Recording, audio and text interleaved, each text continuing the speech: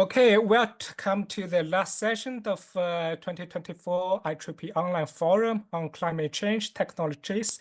And thank you for joining this online event.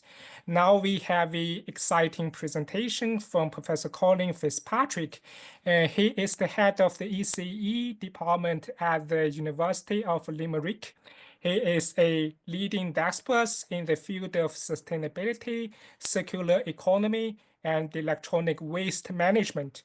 His work focuses on advancing the environmental, economic, and social impact of sustainable technology with over 60 peer-reviewed journal papers and many conference papers. Professor Fitzpatrick has secured funding of more than 5 million euros and frequently works with national and EU-level policymakers. Okay, over to you, Professor Fitzpatrick. Thank you very much, Professor Liu, and it's an honor to be here, an honor to be invited. Thank you very much.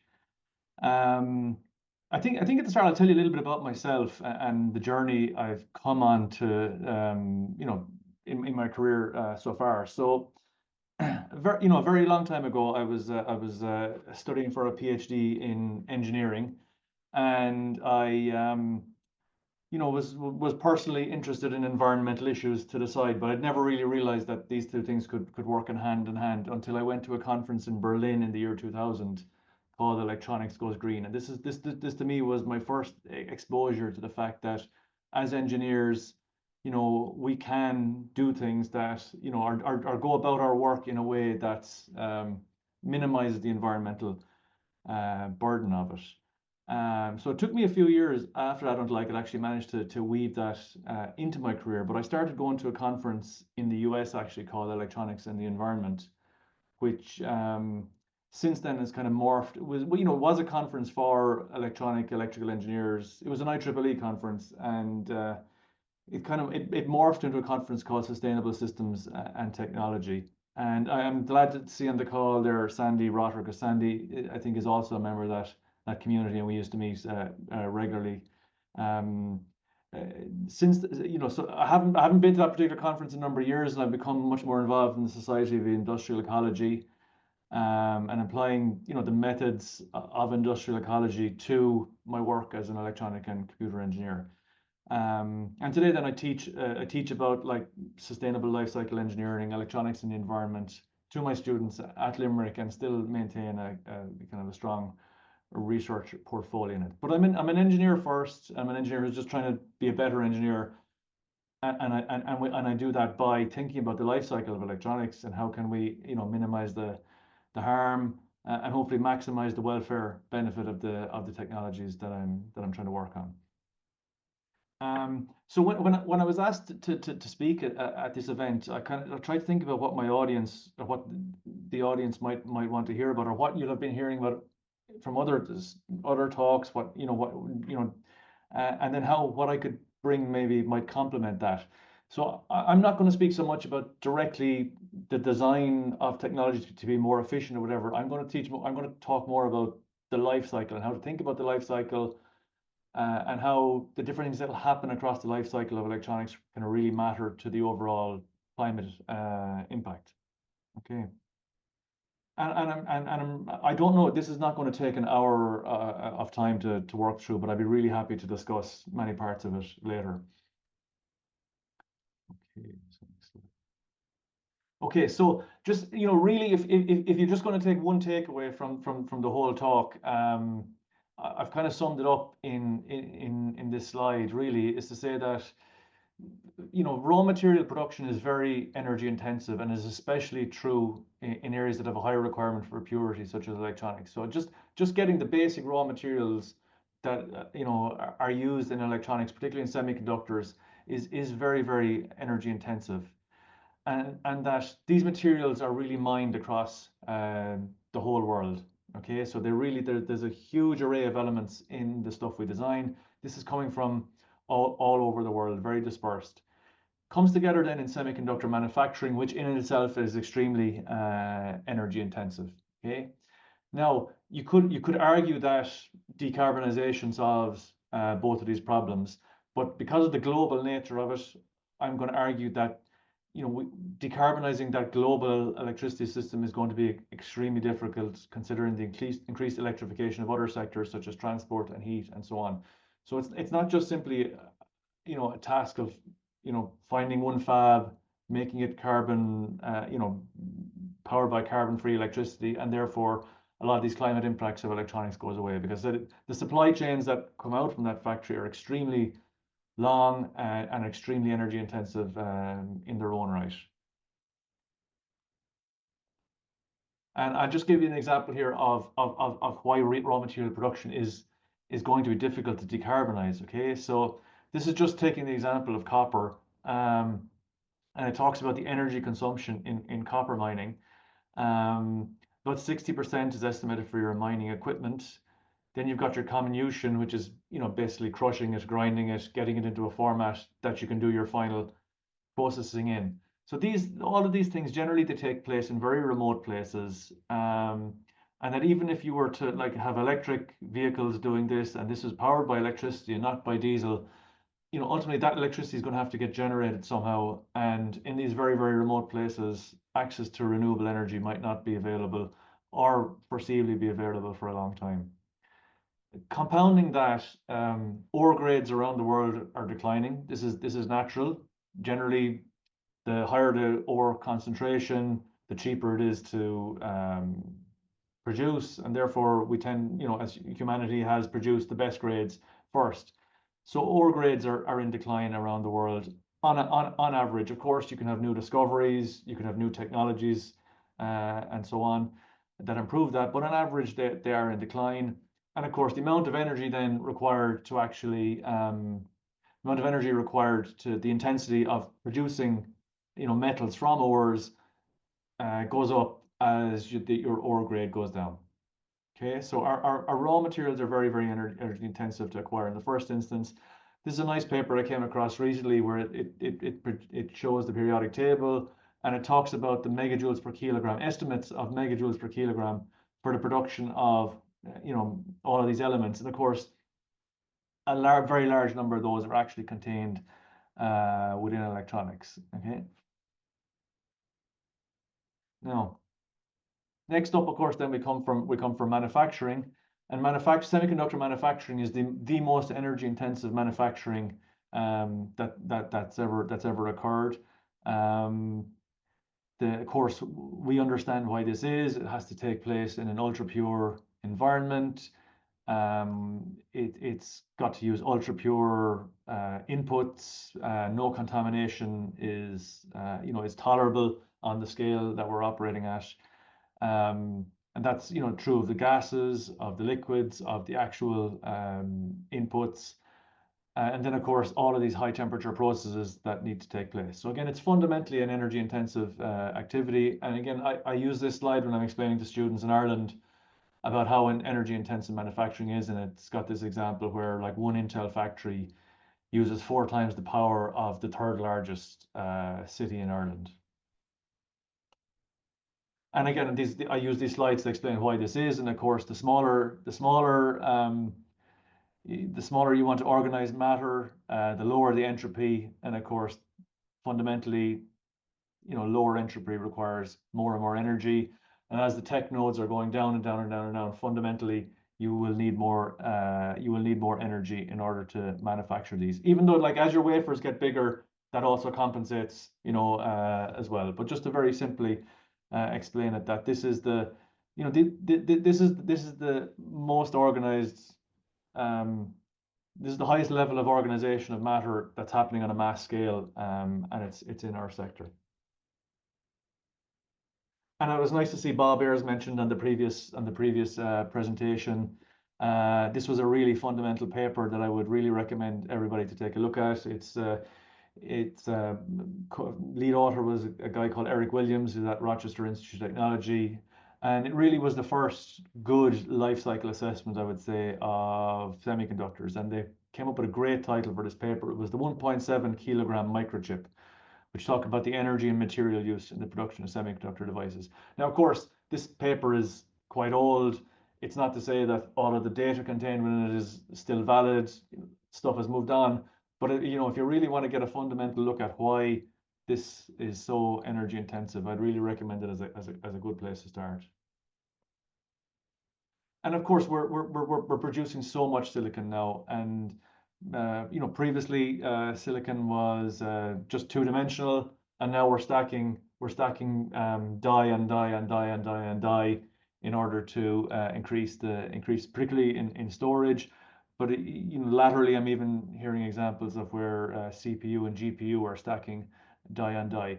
You know, really, the biggest driver of environmental impact in this sector is die area. So the more silicon you have, the greater the environmental impact of a product is a kind of a simple rule of thumb. And of course, I said it's not just in two dimensions anymore. We're now building high rise, and its floor area is the driver.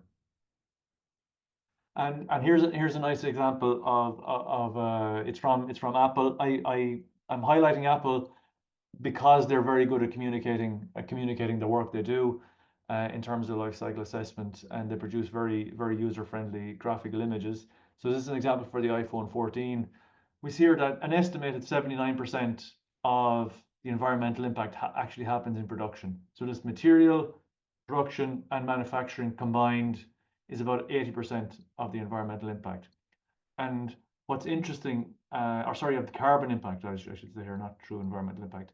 And what you can see here is that as the storage goes up, you can see that the carbon emissions go up correspondingly quite significantly. And of course, just I said, driven by what I spoke about previously, driven by the surface area, the silicon in there. So this is sometimes a non-intuitive result that people find surprising, is that actually it's the manufacturer of the product far outweighs any other life cycle impact that typical electronic devices actually have. And it's true across many products, across tablets, across laptops, desktops, monitors, and so on.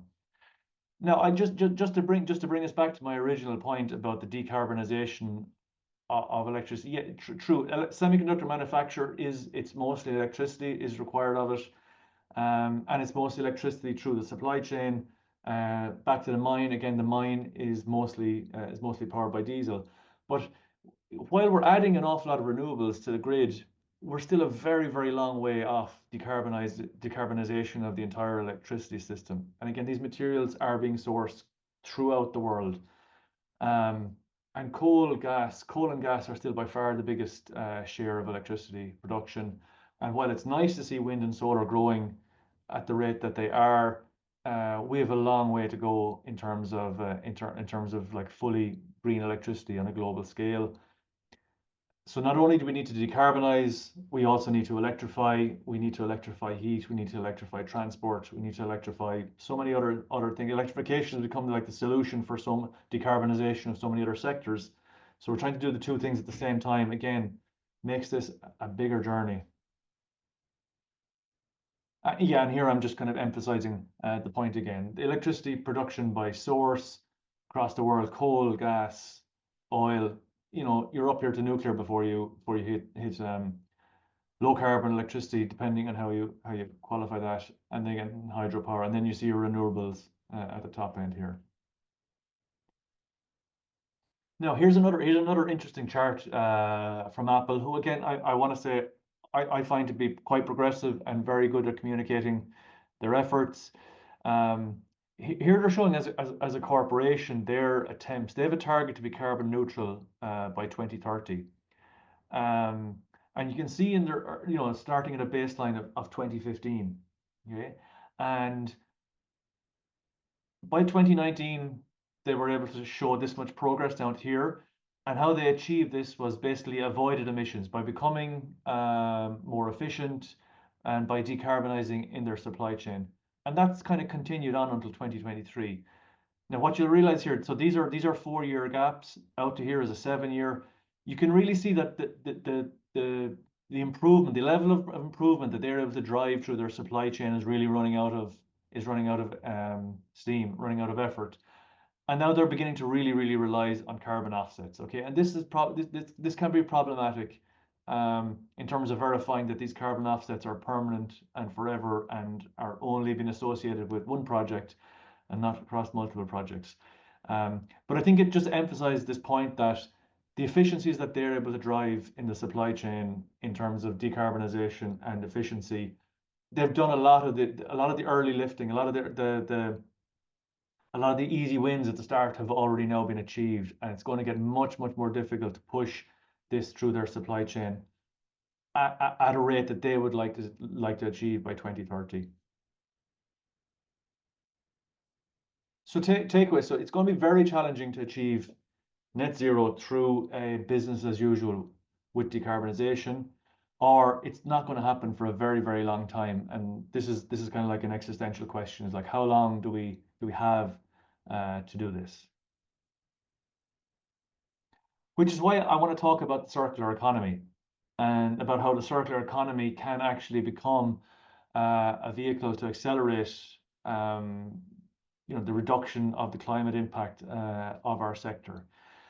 So I don't know if you're familiar with this chart. It's a nice graphic that was produced by the Ellen MacArthur Foundation, and it's got two cycles. This is the biological cycles, which is again not something that I'm active in, but these are our technical cycles. This is imagining the type of products that we're interested in or involved in, and it talks about the various different circles that can be employed and to reduce carbon emissions. But as I'm going to express through the rest of my presentation, not all these circles are equal. Some of them will deliver far greater carbon savings than others. But before I go into that, I want to talk a little bit about electronics recycling and what's this, how it works and what it does well, what it does not does well, and what is really meant by electronics recycling. So when I speak to my students about this, they say, oh yeah, I recycle that. And then when we really dig into what do you expect has happened to this item that you've recycled, and what do you mean by recycling? It can be quite eye-opening. So really, I think it's useful to perceive recycling as a three-step process. So three things need to happen before something gets recycled. So first of all, before it can be recycled, I'll let my dog in here because he's making noise.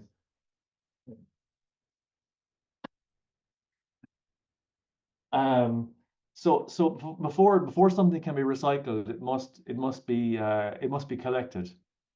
And once it's collected, it's got to be broken into its constituent parts, and then put down the right channel for end processing to actually extract, high quality, high purity materials as the outcome of that process. And just to illustrate this, we tend to not do any of these particularly well. Okay, so collection rates for electronics are notoriously low, particularly for small products, particularly for products that contain data.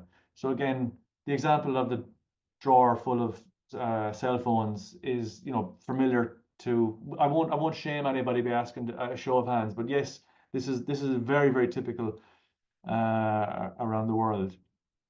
So if it never gets collected, it's never going to get recycled in the first instance. Okay, so collection is a problem. Then we've got to separate these materials into, I said, their constituent parts. Okay, so the steel's got to go with the steel, the aluminium's got to go with the aluminium, the circuit boards have got to go where the circuit boards have got to go, the magnets have got to go where they got to go, if you're going to get true recycling and true material recovery from these. Now, unfortunately, due to labor costs in many countries, this is done purely by mechanical means. Okay, and the shredder is the most commonly deployed device for this. And of course, when you shred these materials, further separating of them down into these various channels is extremely difficult. And shredding is also there's a very strong incentive for shredding from a cybersecurity perspective, from a certification that data has been destroyed. And even though there are completely reliable ways of wiping data such that is irrecoverable, there's still some sort of like a fundamental satisfaction for somebody who's responsible for data protection in seeing these devices being shredded into fine dust. And then after that, then so once they've been shredded like this, the idea is they need to be separated into the various channels in order to get efficient recycling. So I've blown up this slide on the next one here. So in order for recycling to happen, different elements are complementary to each other when it comes to the final recycling technology. So for example, here, this is a steel recycling channel. So imagine your shredded hard drive going down your steel recycling channel. The only element that gets recovered when that happens is steel. And in actual fact, all of these other elements end up being contaminants in that steel. So you get steel, you get lower grade steel as the output here. If you want to recover the aluminium, you've got to at least recover the steel from the aluminium. But again, anything that goes into an aluminium recycling channel is just a contaminant later in the aluminium. And these elements are beyond economic or technical recovery once they go down this wrong recycling path due to the end processing involved. Whereas if you can take your product, take that hard drive, for example, and separate the steel, the aluminium, and the circuit board, you would put the steel down this channel here, it would be recovered, the aluminium gets a very high recovery, and you put your circuit board into your copper recycling system. And therefore your copper is recycled, but also a number of your elements that are in there in much smaller quantities can actually be both economically and technically recovered from this.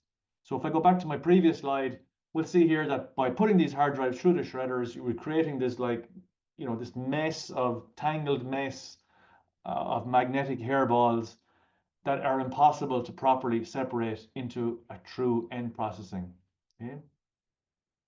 And the end result of this is that actually, like many of these elements that are absolutely fundamental to electronics, never emerge from the recycling system. Okay, and this is a really seminal paper by Barbara Reck and Tom Gradle of Yale University, talking about challenges in metal recycling. And these are their best estimates. And we see that all of these rare earth elements have functionally zero recycling. And again, all of these semiconductor elements functionally zero recycling. The only things that we're recycling work well are in very large bulk materials, copper, zinc, and then of course then your very precious metals, gold, silver, and your palladium, platinum, and so on. But for it's just for something that's taken so much energy to get your materials, it's taken so much energy to manufacture it, and then we think we're recycling it and doing the right thing, but in actual fact, you're just, the recycling for most of these elements is a linear economy. It's going straight to being unusable again.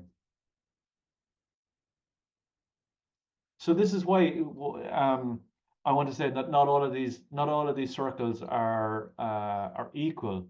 And if you would have a circular economy that actually is supporting decarbonization, so that's a circular economy where we're reducing our reliance on so much manufacturing, you would be operating in these inner circles whereby things like longer lifetime products, repairable products, remanufacturing, refurbishment, repurposing would be the activities. Okay, and what all of these have in common is that there is like a functional reuse. The electronic component remains as an electronic component. The semiconductor manufacturing that happened is still being deployed, as a device. And we call this in industrial ecology the embodied energy. So the energy it took to produce this is still conserved for as long as this item is still in use. When you go to recycling, you put it through the shredder, essentially that embodied energy is now dissipated. And in order to get that function again, you're going to require, again, an inordinate amount of energy to get you there. So, okay, so what would features of a circular economy that is supporting net zero look like? Okay, we want them to have longer lifetimes. Just fundamentally more reliable products that last longer, that have updates, that are secure, that completely fulfill our needs, but do it for a longer duration of time, therefore reducing the amount of manufacturing required to deliver the service that this product delivers. If it gets damaged, it should be repairable. If it's got a battery, that's fundamentally going to degrade, it should be possible to replace that battery. It should be possible for the user to replace that battery. If the screen cracks, again, that should be repairable. After that, if the manufacturer can get their product back, they should be able to dismantle and remanufacture it. And remanufacturing, I mean bringing it back to an as new condition with an equivalent consumer expectation, equivalent warranty, and equivalent performance as a brand new product. And then, of course, refurbishment. Refurbishment is where a product that has been used goes through a professional process of cleaning, testing, repair, and is sold again with a warranty, but it's understood by the user this is not a new product, and the expectation is not that you would have the same warranty as a new product. So all of these would be like features of a circular economy that's supporting climate impact of technology. And then I've said down the bottom, of course, yes, in small, yes, recycling. Recycling, ultimately these things are going to run out of opportunities. And yes, we should recycle at end of life. That's absolutely important, but not before you've tried everything else. And what I would always say is, yes, you should recycle, but after you've tried everything else first. Recycling is the last resort. And we should recycle it better. We should have products that can be either self-dismantle or can be, use technological means to do it. But we'll talk about that a little bit later in the presentation. So how did they achieve this? Okay, and this is kind of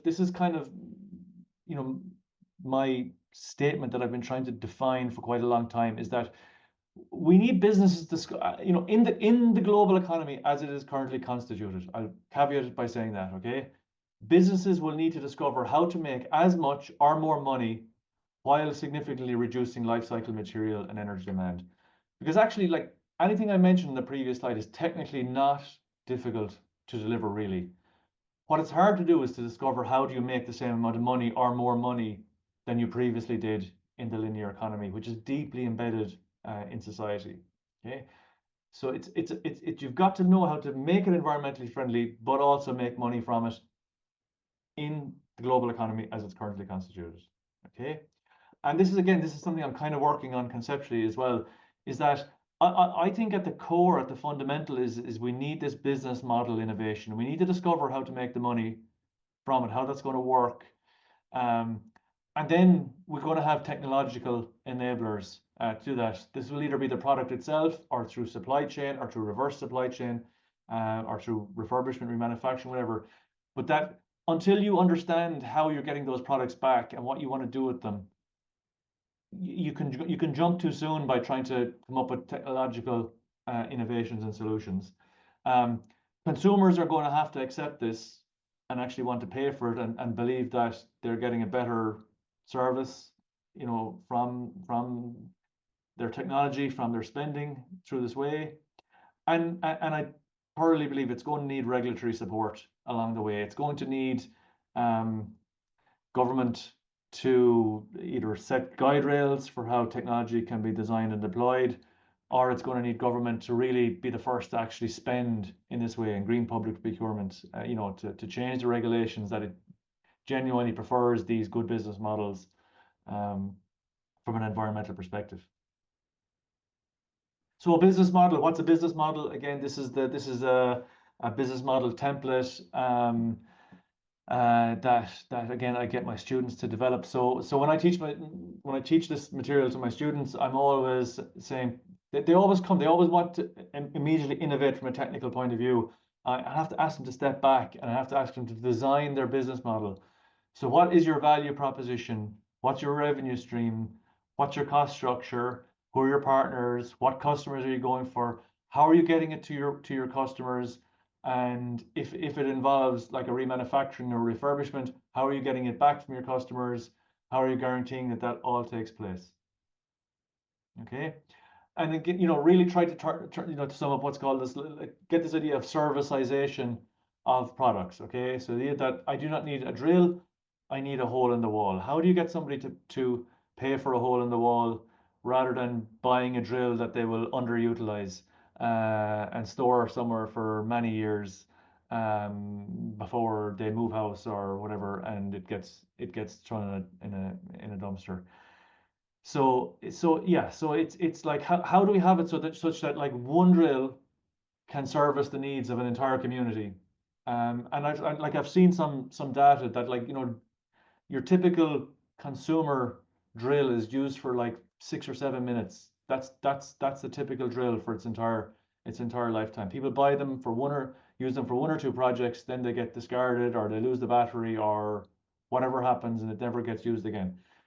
So it's getting moving. How do we get it so that that one drill can be used and generate revenue by serving a huge number of people, creating an incentive that it should be designed to be much more robust, because now the manufacturer of this drill is getting paid every time it's used, not every time it's sold. How is it repairable? How is the manufacturer getting it back at end of life such that they may be able to like rewind the motors or change the outer casing or repolish the outer casing or whatever the case is. It's like, technically we know how to do these things, but how do we know how to do it while making the money and getting the product back into our supply chain again? Here's another example. Again, it's a little bit old, but again, rather than just pure sales of computers, Dell are trying business models such as PC as a service. And again, so rather than actually buying computers, you are paying an annual fee to have just the right number of desktops on the desks that your employees need. You pay on a monthly or a yearly basis, so you don't have this big outlay, at the start.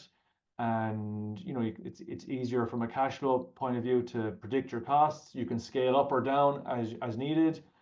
And then of course here they've got the asset recovery. Okay, so what are Dell offering now? Not only are they offering your computing, but they're offering you data security. They're saying we'll take these back, we'll replenish it with a new one. It'll be a seamless process, and we'll take care of your data destruction and verify it and give you the certificates that you need for your cybersecurity audits.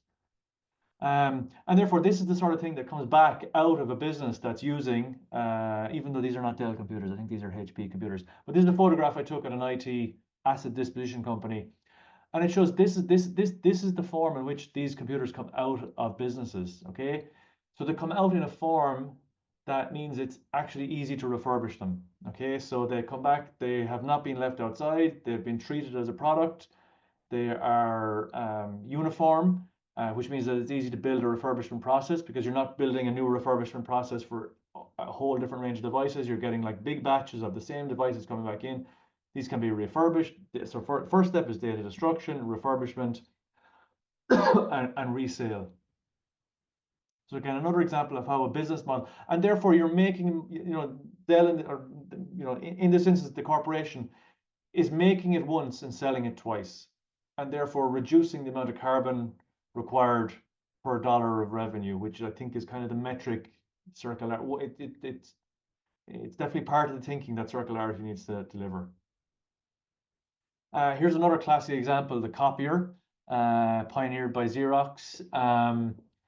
Instead of selling photocopiers, they bill you monthly per use. Okay, so again, instead of making their revenue, making their money from selling copiers, which has an incentive for the copier to not last as long as you're willing to tolerate without wanting to change brand, but not so long as that they're losing out on too much money. So then by selling it by copy, they have an incentive for that copier to actually stay current and work for a much longer time. Therefore, they'll design it to be more robust. And when it comes time maybe that there's new features that a customer wants, they can take it back. They can seamlessly bring in the new one. Maybe the new one is going to be a much bigger scale. They'll take it back, but then they'll remanufacture it. And they've really pioneered this remanufacturing. Of course, which is now technologically enabled because it's been designed in a modular format. It's been designed such that the different various pieces can be taken apart. They can be cleaned. Maybe like certain moving parts can be replaced if there's wear on them. But then the parts that aren't worn completely go back into use again. It can be designed such that it's possible to even upgrade some modules. You could do a software upgrade, or you can put in a motor that can move faster, or or whatever it might be. And this is very common actually in very expensive medical equipment as well. So MRI machines, CAT scanners, this model of service, return, remanufacture, redeployment is widespread. Here's an example of a more consumer-oriented device. This is the Fairphone. This is a device that a smartphone there by a Dutch company. I used to call them a Dutch startup, but they're around so long now you can't call them a startup anymore. But it's been designed to allow the user to do all of the repairs themselves individually. You know, analyzing the data, which are the components that mostly need to be, like what damage do smartphones experience, and then it's designed to design out, you know, to make it easy for the top 5 repairs are easily done by the user. So how can you swap the battery? How can you swap the screen, the charging port, the camera, you know, the various modules that break in that order. Their business model is just that the market, the market is there to grow their market. You know, they're small, so just selling more of these devices that last longer can increase their revenue. Caterpillar have been really, you know, pioneers in this. This is in a diesel, I think this is a diesel generator. And again, it's sold by the hour of use.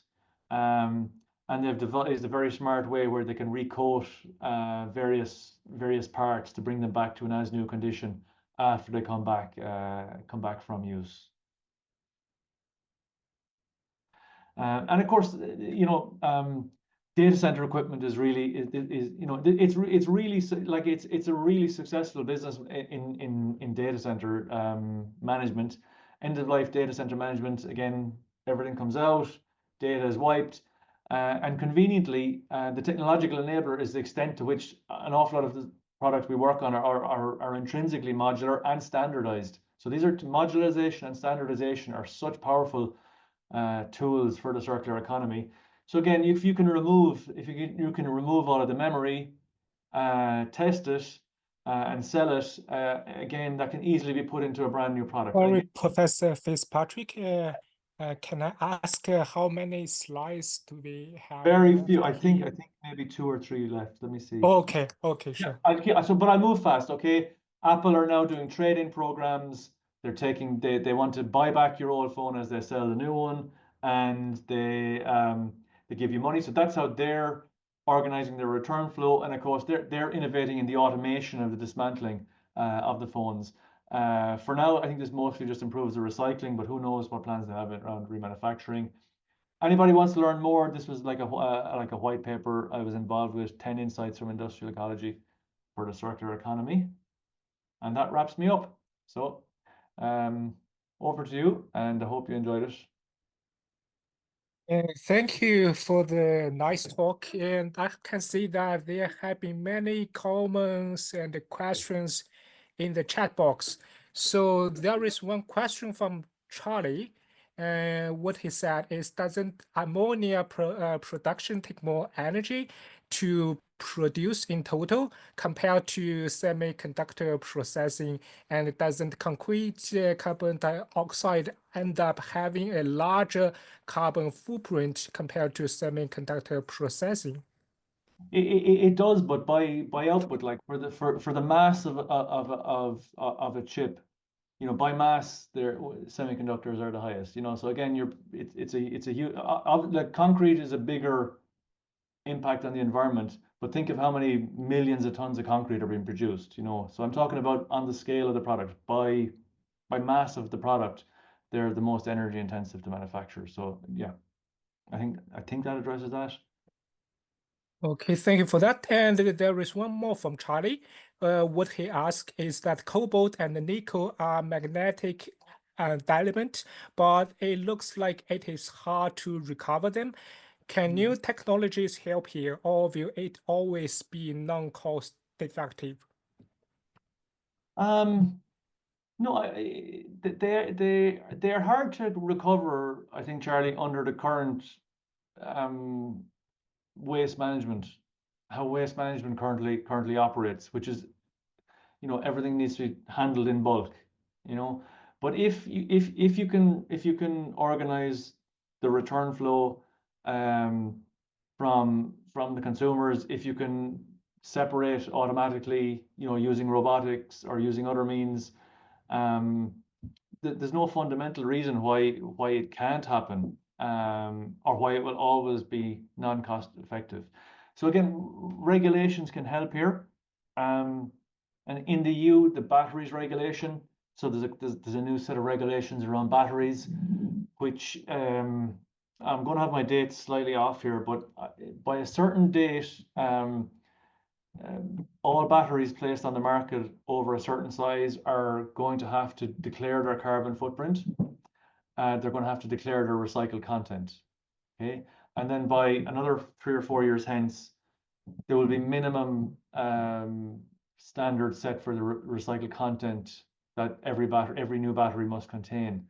So what's that doing is that's creating a captive market for battery recycling. So your recycled cobalt has now been given a guaranteed market, and I think that's a really innovative move in order to move the market for recyclers to say that if I invest in recycling of cobalt from batteries, I have a guaranteed customer base who must use my product, even regardless of what happens to the primary metal markets. It's not, so recycling is always in competition with virgin markets.